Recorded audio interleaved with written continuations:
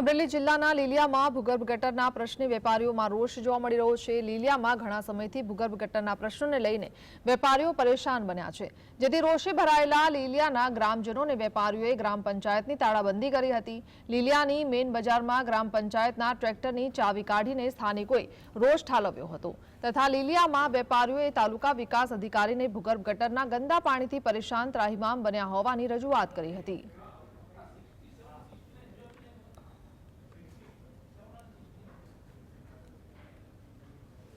8 વર્ષથી ભૂગર્ભ ગટરમાં હેરાન થઈ છે અને કોઈ વેપારી સરખી રીતે વેપાર ધંધા કરી શકતા નથી એવી પરિસ્થિતિ છે।